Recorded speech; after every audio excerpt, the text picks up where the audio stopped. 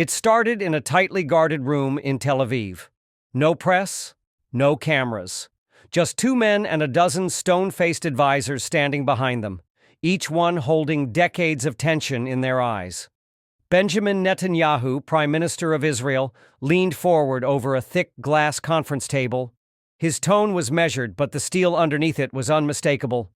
"Donald, we need your voice now, strong, public, and absolute, if you still stand with Israel."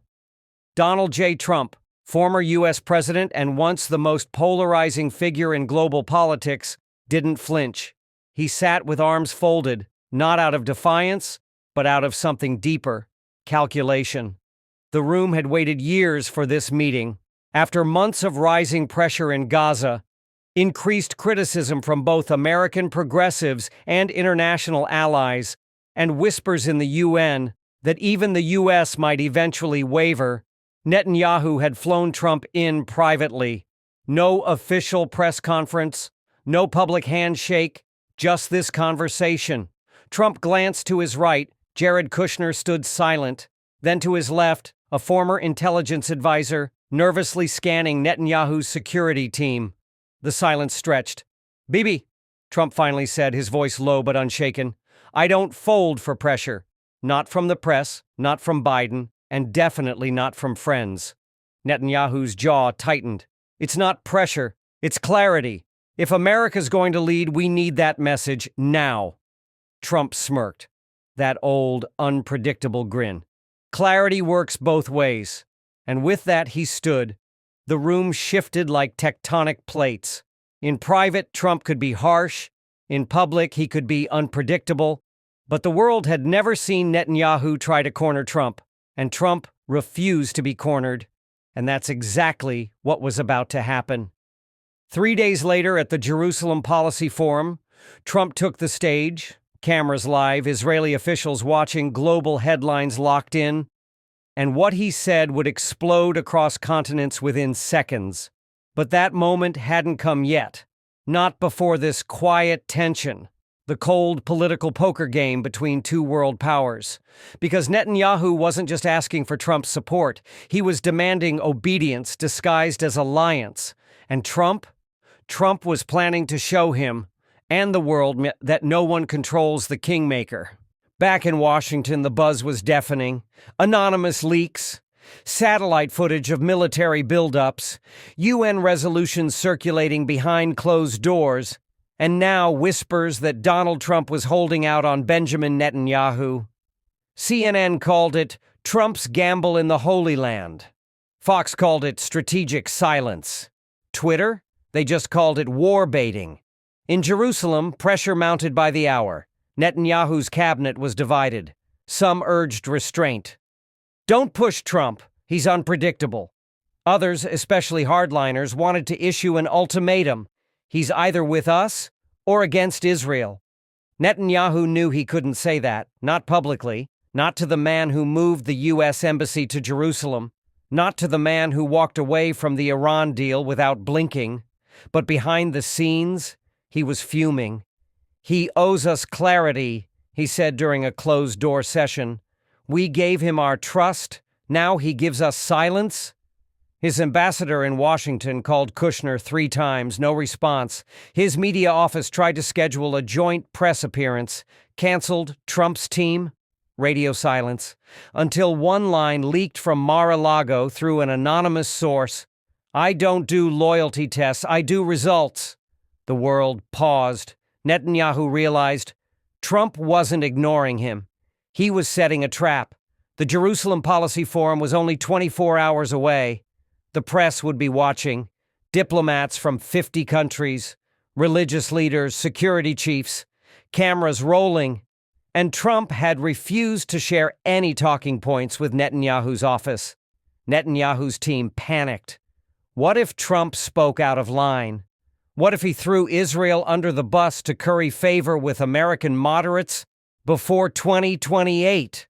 What if, after everything, Trump finally turned? But Netanyahu didn't back down. He tightened security, ordered a private briefing of all American journalists attending, and instructed aides to prepare a corrective press release. in case Trump misspoke.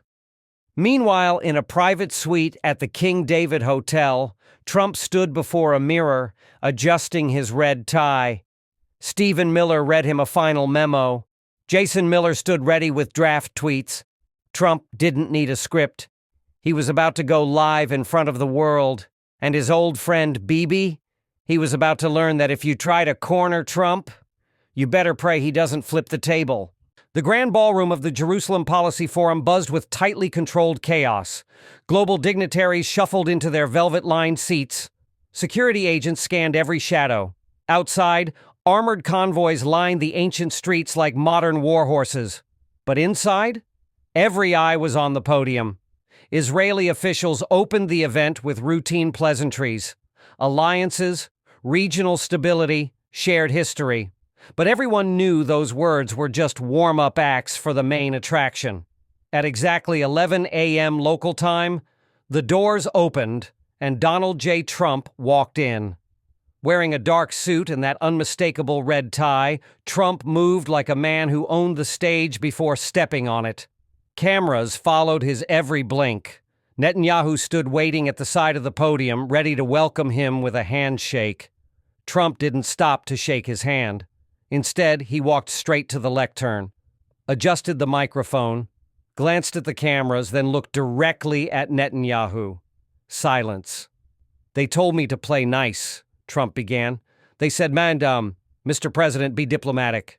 But the truth is, when you try to box me in, I don't break, I build my own table." The audience froze. Netanyahu's expression didn't change, but his hands curled slightly behind the podium. Trump continued, "Now let me be very clear. I've done more for Israel than any president in modern American history. Embassy, Iran deal, military aid, recognition. I did all that, not because I was told to, but because I believed in it." The crowd stirred, some nodding, others uneasy. But here's the thing. Friendship doesn't mean obedience. And pressure? That's not how you treat an ally. That's how you treat a puppet, and I'm no one's puppet. Not Biden's, not Brussels, not even Bibi's. Gasps rippled through the room. Netanyahu's advisors leaned in, whispering furiously. The camera cut to an Al Jazeera reporter texting mid-sentence. Across the globe, live feeds exploded with headlines. "Trump slams Netanyahu. Live." Trump wasn't finished. "You want my support? You don't get it by demanding loyalty behind closed doors. You get it by earning trust in the open." He paused, letting the silence hang like smoke. "And today, I support the people of Israel, not the pressure politics behind it. If that bothers anyone, they can find another friend with a bigger wallet and a smaller spine." He stepped back from the podium. No applause, no handshake, no curtain call, just raw, unfiltered power. The kind that shakes alliances to their core. Netanyahu remained rooted, blinking only once. The master of Middle Eastern diplomacy had just been outmaneuvered on live TV by the only man alive who could make a nuclear summit feel like a reality show finale. And Trump? He walked off the stage, smiling. As Trump's motorcade pulled away from the Jerusalem Policy Forum, the city itself seemed to hold its breath. Streets, once buzzing with anticipation, now echoed with disbelief. Inside the Israeli Prime Minister's office, Netanyahu paced silently. Not a word, not a gesture, just a seething storm behind cold eyes. The moment Trump walked off that stage, headlines ignited like gunpowder. Trump publicly rebukes Netanyahu. Yes, Israel relations in freefall. Trump, I'm nobody's puppet. CNN ran a breaking banner for 4 straight hours. Fox News opened with, "That's the Trump we remember, unfiltered and unleashed." Netanyahu's team scrambled. An emergency cabinet meeting was called. Ministers bickered behind closed doors. Some accused Trump of undermining Israel. Others whispered what they didn't dare say into a mic. He just exposed Bibi's weakest spot, the illusion of control. Meanwhile, Trump's private jet flew high above the Mediterranean, silent on comms.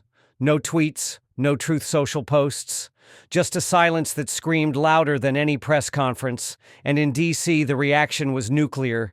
Democrats were stunned. Progressives, long critical of Netanyahu, found themselves reluctantly nodding at Trump's words. Republicans, torn. Some old guard neocons slammed him as reckless. But the MAGA base, they were on fire. This is why we want him back. Only Trump tells our allies what they don't want to hear. He just reminded the world who actually leads.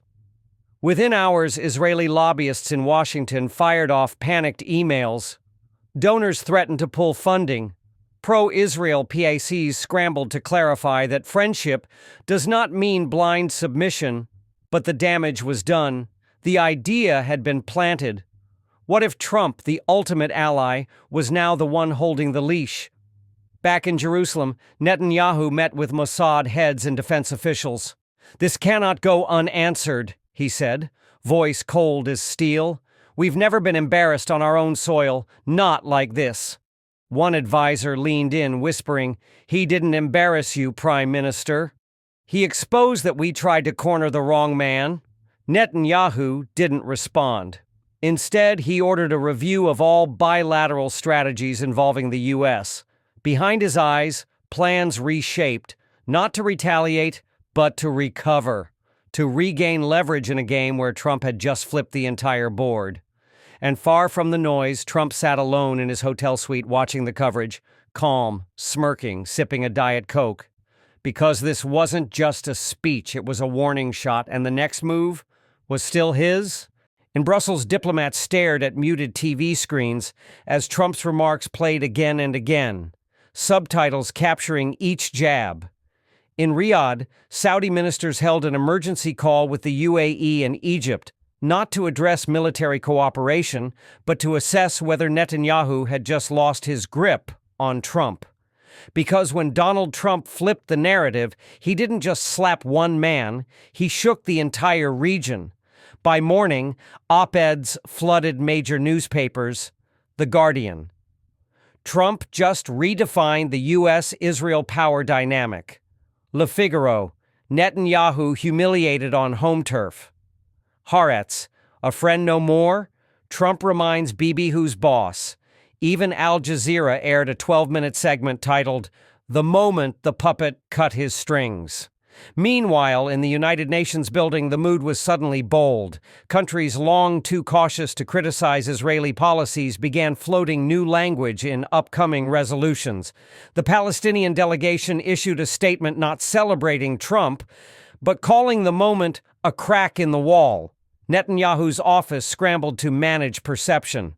"Our alliance with the United States remains unshakable," a spokesperson claimed, but no one bought it.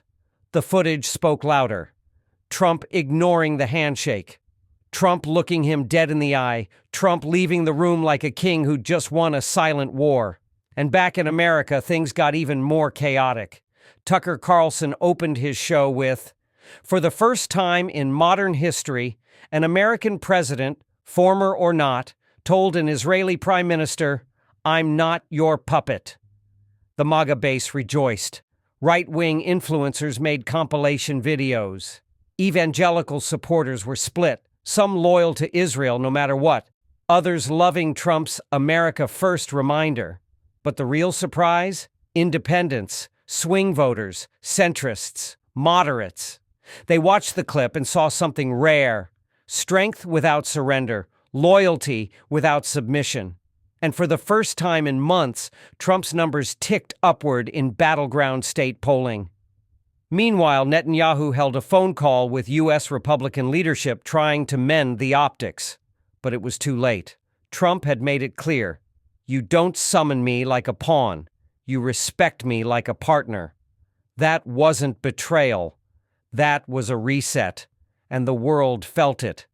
2 days after the forum, the official photos were scrubbed from the Israeli government site. No handshake, no close-ups of Netanyahu and Trump together, no indication the two men had even exchanged a word after the speech. But behind the scenes, a storm was brewing, and in this time it wasn't being televised. Trump's team received a private request. Netanyahu wanted a one-on-one call. No advisors, no aides, no press. Trump agreed. The call lasted 11 minutes, not a second more. "Donald," Netanyahu began, his voice forced calm, "you've made your position clear. I just wish we had resolved this face-to-face before." "You had your chance, Bibi," Trump cut in. "You wanted a show. I gave you one. You've caused unnecessary damage. I didn't cause anything. You tried to use me, and I reminded you I'm not the same man who signed embassy orders in 2018. I don't take orders. I give them." There was silence. Netanyahu exhaled, but Trump wasn't done. "You think I forgot how fast you congratulated Biden in 2020? A pause. Then Trump delivered the blow. "I backed you when no one else would. Don't think I won't walk away the same way." And he hung up. Back in Tel Aviv, Netanyahu sat for a full minute in silence. His advisors stood outside the room, hesitant to enter. The prime minister had weathered decades of pressure, from Barack Obama's icy diplomacy to Biden's performative balancing act. But Trump? Trump had been different. Trump wasn't a diplomat. He was a force of nature, and now that force had turned. Later that evening, a senior Likud official leaked to the press, "Netanyahu overplayed his hand. Trump's not a man you corner, he's a man you unleash." That quote made front-page headlines the next day. In Israel, in America, in Europe. Suddenly, allies began recalculating, was Netanyahu still the unshakable leader of Israeli policy? Or had he just been exposed as vulnerable? In Washington, GOP donors aligned with AIPAC grew nervous. Trump's growing support from non-traditional conservative blocs, especially young libertarians and anti-interventionists, made him more unpredictable than ever. He wasn't just a former president anymore. He was the man who just stood in Israel's capital and refused to kneel. Back at Mar-a-Lago, the atmosphere was electric. Trump wasn't retreating from the firestorm he'd ignited. He was leaning into it. His advisors expected damage control. Instead, Trump called for something different. Double down. He ordered a new video cut together, footage from his Jerusalem speech, mashed up with his historic embassy move, his Iran deal withdrawal, and even his infamous America First rallies. The clip ended with his now viral line, "Friendship doesn't mean obedience. I don't bow." The video hit Truth Social, then Twitter, then TikTok. Within 6 hours, it had 40 million views across platforms. Young voters reposted it with captions like, "When Trump tells the world what no one else dares," "Savage diplomacy, zero chill," "Netanyahu tried the wrong guy." Even users who weren't fans of Trump wrote, "Didn't expect this from him, but he's got a point." Cable news turned the clip into a 3-day cycle. MSNBC tried to frame it as Trump undermining global alliances. Fox? They ran it on repeat. But what mattered most was the reaction shift. For years, Trump had walked a tightrope with conservative Christians and pro-Israel donors. His every move was watched, his loyalty never questioned, until now. And yet, no one abandoned him. In fact, evangelical leaders didn't condemn the speech, they praised his strength. Trump is proving he's not beholden to any foreign leader, and even a close ally. That's real sovereignty. At CPAC, the clip played before his keynote and the crowd erupted. And Trump? He watched the data flow in like a stock ticker. Approval rating among independents, plus 6%. Social media engagement record-breaking. Donor activity surging. Trump had done the unthinkable. He criticized Netanyahu publicly in Israel and didn't lose support. He gained it. And so his pivot became clear. "I don't just support allies," he told a closed strategy session. "I shape them. If they don't respect strength, they get reminded of who built the foundation." The 2028 campaign machine revved into gear. Trump's team started planning stops in key swing states, building the No Strings Tour, a subtle but powerful jab at what had just happened in Jerusalem. Meanwhile, Netanyahu's office went dark. No new statements, no counterpress, just silence. Because the truth was unavoidable. Trump hadn't just pivoted. He had reclaimed the alpha seat in a relationship the world thought he'd outgrown. And now, he was looking to take that dominance back to the White House. 1 week later, the diplomatic world held its breath again. A new summit was announced, the Strategic Middle East Roundtable, hosted in Geneva. The invite list included world leaders, defense ministers, and global media, but only two names mattered: Donald J. Trump, Benjamin Netanyahu. The world knew this wasn't a summit, it was a rematch. Netanyahu arrived first, polished, measured, surrounded by diplomats who still believed optics could cover wounds. He smiled for cameras, shook hands with old allies, but beneath the charm lay a mission: reclaim dominance. "He embarrassed me on my home soil," Netanyahu told a senior aide. "I'll return the favor." Trump, however, arrived late, deliberately, walking into the Geneva Grand Hall like he owned it. No teleprompter, no prepared remarks, just his classic smirk and a confidence that unnerved even his allies. The stage was set for a panel on U.S.-Israel cooperation, moderated by a Swiss ambassador. As the panel began, tension built with every question. Netanyahu spoke first, calculated, almost rehearsed. "While we've had our differences, true allies work through them privately, not theatrically." A polite jab, cloaked in diplomacy. Then it was Trump's turn. He didn't blink. "When leaders try to corner me, I don't respond privately. I respond clearly, publicly. That's what leadership looks like." Gasps, murmurs. The room stiffened. Netanyahu's smile cracked slightly. The moderator tried to smooth it over. "Mr. Trump, Prime Minister Netanyahu, how do you envision future cooperation?" Trump leaned forward, voice low, words sharp. "With respect, not with demands, and let me be clear, America doesn't follow, America leads. I did more for Israel than any U.S. president, but I never signed up to be anyone's backup singer." The line hit like a bomb. Some clapped, some gasped. Netanyahu's team went pale, the moderator froze, and then, in a twist no one expected, Netanyahu spoke directly to Trump, abandoning protocol. "If I overstepped, then I accept that, but let's not forget, alliances survive on mutual respect." Trump held his gaze and delivered a final blow, wrapped in a smile. "Then let's start with this. No more backdoor pressure, no more leaked threats. You want support? Earn it. Publicly, just like I gave it, publicly." For the first time in years, Netanyahu had no comeback, because in that room, on that stage, in front of the world, Trump wasn't just back. He was dominant, not as a friend seeking approval, but as a force the world couldn't ignore. What happened in Geneva didn't stay in Geneva. Within an hour of the Trump-Netanyahu exchange, international media went into overdrive. CNN called it the most brutal diplomatic slap since Reagan. Fox News ran the chyron, Trump to Netanyahu. "America leads, you follow." By nightfall, TikTok was flooded with edits of Trump's icy stare and Netanyahu's faltering response, soundtracked by dramatic music, cuts to exploding maps, and captions like, "When the master negotiator reminds the world who runs the boardroom." Bibi tried, Trump finished it. But the aftermath wasn't just social media fireworks. Markets shifted, defense stocks wobbled, Israeli bonds dipped slightly. And in D.C., think tanks scrambled to rewrite policy briefs that had assumed a continued Netanyahu-Trump bromance. The biggest shock?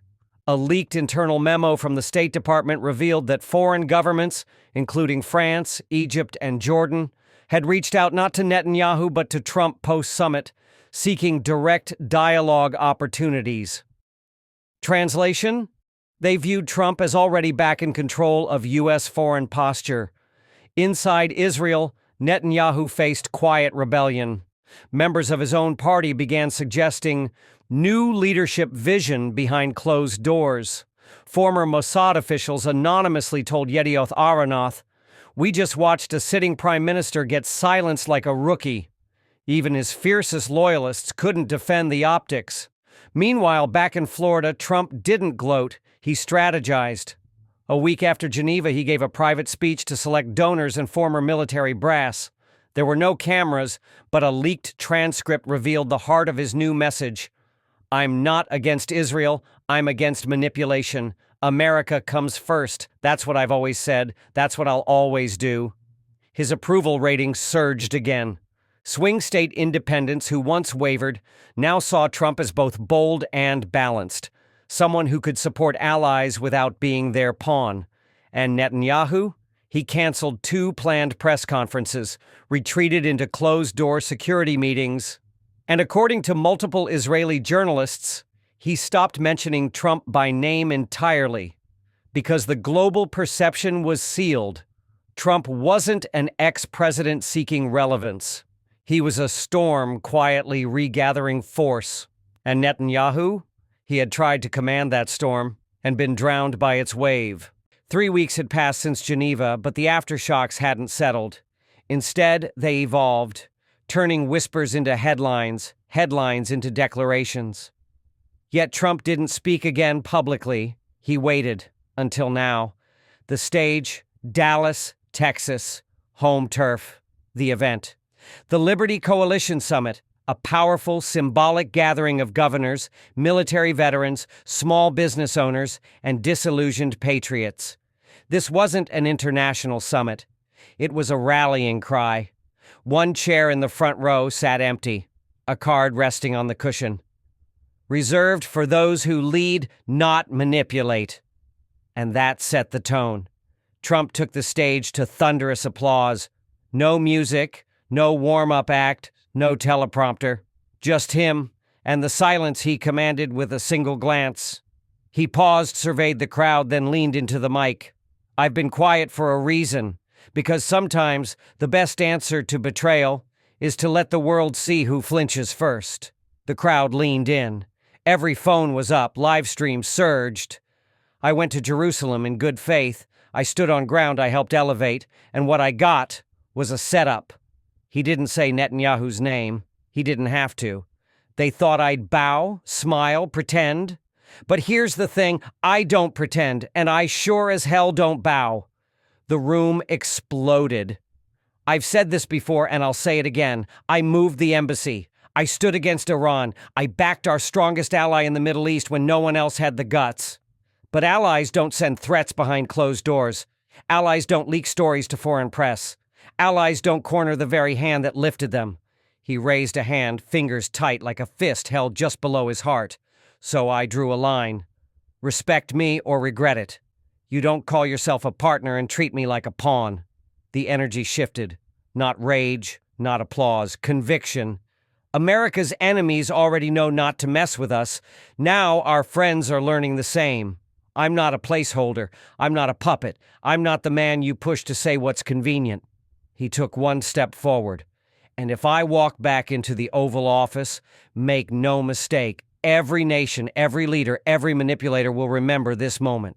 You don't write my script. You don't set my boundaries. I'm not back to play the game. I'm back to end it. He stepped away from the podium not with triumph, but with cold, controlled finality. The room didn't erupt. It stood, thousands, in silence, in awe, because this wasn't just another speech. It was a message to the world. Trump doesn't kneel. He recalibrates the world around him. And Netanyahu? He wasn't just defeated. He was outmaneuvered, live, permanent, and broadcasted across every device on Earth. And there you have it, a stage, 2 leaders, and one undeniable shift in power. Netanyahu tried to corner Trump, politically, strategically, and publicly, but what he didn't count on was that Trump doesn't get cornered. He draws new lines. From Jerusalem to Geneva to Dallas, we watched a former president remind the world he may be out of office, but he's never out of play. This wasn't just a clash of egos, it was a global reset. And when Trump walked off that stage, he didn't just leave behind a defeated Netanyahu, he left behind a message to every world leader watching. Don't mistake silence for surrender. He's not asking for respect. He's taking it back. One word, one move, one summit at a time. And if this was a preview of what's coming in 2028, the world better brace itself. Trump isn't playing their game anymore. He's rewriting the rules.